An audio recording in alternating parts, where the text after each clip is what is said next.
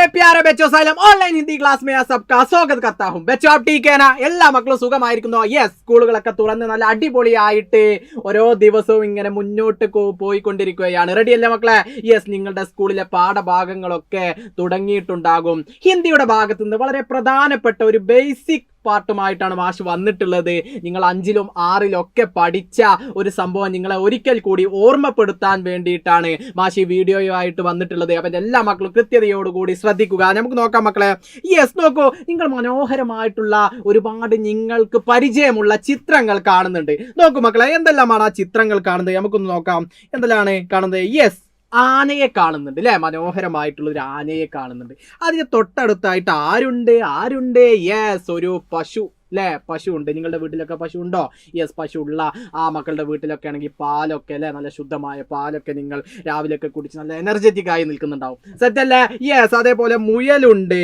അതേപോലെ മനോഹരമായിട്ടുള്ള ആ ഒരു പൂച്ചയുണ്ട് അതേപോലെ മാനിനെ കാണുന്നുണ്ട് അതേപോലെ ജിറാഫ് അല്ലേ ജിറാഫിനെ കാണുന്നുണ്ട് 6 മനോഹരമായിട്ടുള്ള മൃഗങ്ങളെ കാണുന്നുണ്ട് അപ്പോൾ ബേസിക് ക്ലാസ് എന്ന് മാഷ് പറഞ്ഞപ്പോൾ എൻ്റെ മക്കളുടെ മനസ്സിലേക്ക് ഇങ്ങനെ വന്നിട്ടുണ്ടാവും മാഷ് ഇത് ഞങ്ങൾ 5ൽ നിന്നും പഠിച്ചു 6ൽ നിന്നും പഠിച്ചു ഞങ്ങളുടെ മനസ്സിലേക്ക് വന്നു അപ്പോൾ ഓരോ മൃഗത്തിന് എന്താ പറയുക എന്നുള്ള പേര് പോലും എൻ്റെ മക്കളുടെ മനസ്സിലേക്ക് വന്നിട്ടുണ്ടാകും അല്ലേ അങ്ങനെയാണെങ്കിൽ നമ്മളൊന്ന് ഐഡന്റിഫൈ ചെയ്താലോ മക്കളെ യെസ് നിങ്ങളുടെ ആ പഴയ ഓർമ്മകൾ നമ്മൾ എന്ത് ചെയ്യുന്നു ഐഡന്റിഫൈ ചെയ്യുന്നു ആദ്യം നമ്മൾ കാണുന്നത് എന്താണ് ആനയാണ് ആനക്ക് നമ്മൾ ഹിന്ദിയിൽ ഹാത്തി എന്ന് പറയും യെസ് നേരെ ഇങ്ങോട്ട് വരച്ചാലോ യെസ് ഹാത്തി അല്ലേ ഹാത്തി എന്ന് പറഞ്ഞു കഴിഞ്ഞാൽ ആനയാകുന്നു കറക്റ്റ് ആയിട്ട് മനസ്സിലായോ ഹാത്തി അല്ലേ അപ്പൊ മാഷെ ഓർമ്മ വന്നു കുറെ മക്കൾ മനസ്സിലാക്കി സെറ്റാണ് മാഷെ ഓർമ്മയുണ്ട് എന്ന് പറയുന്നത് അങ്ങനെയാണെങ്കിൽ അടുത്ത മൃഗത്തിലേക്ക് നമ്മൾ പോകുന്നു എന്താണത് പശുവാണ് പശുവിനെ നമ്മൾ ഹിന്ദിയിൽ എന്ത് പറയും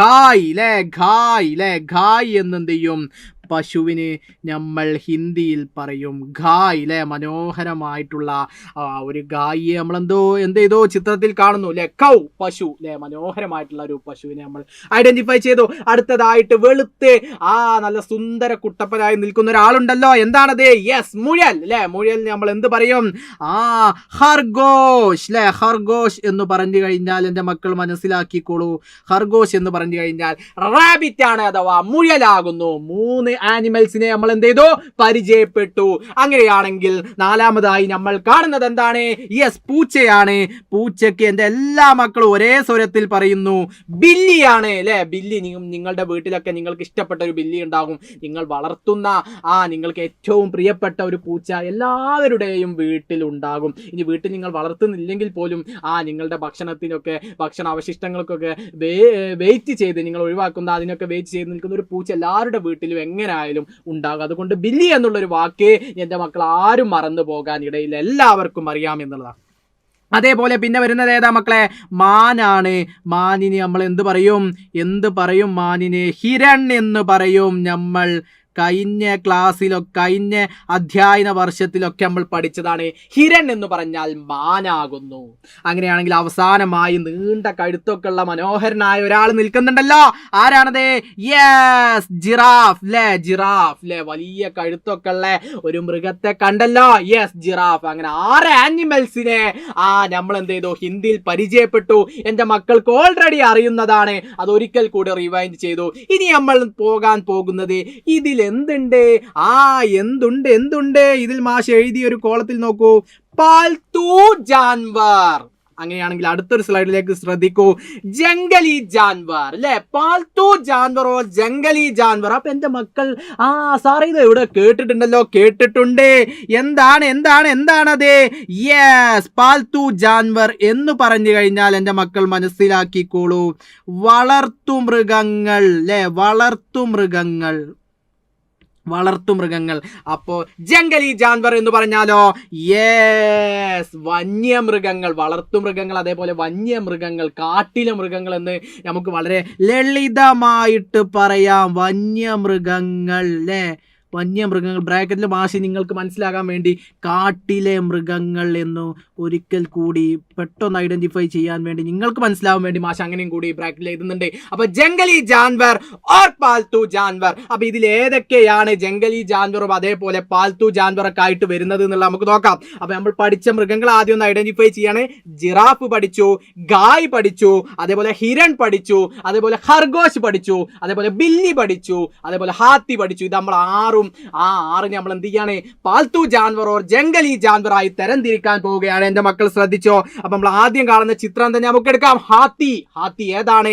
പാൽത്തു ജാൻവർ ആണോ ജംഗലി ജാൻവർ ആണോ? എന്റെ മക്കൾ പറഞ്ഞോളൂ, പെട്ടെന്ന് പറഞ്ഞോളൂ മക്കളെ. യെസ്. നിങ്ങളുടെ മനസ്സിലേക്ക് മാഷി ഇത് പറയുമ്പോൾ തന്നെ എന്റെ മക്കൾ കൊണ്ടുവന്നു എന്താണത് എന്നുള്ളത്. പാൽത്തു ജാൻവർ, ഹാത്തി. അപ്പൊ പാൽത്തു ജാൻവറിലാണോ എഴുതുന്നത്? അല്ല, ജംഗലി ജാൻവറിലാണ് നമ്മൾ എന്ത് ചെയ്യുന്നത്? ഹാത്തി എഴുതുന്നത്.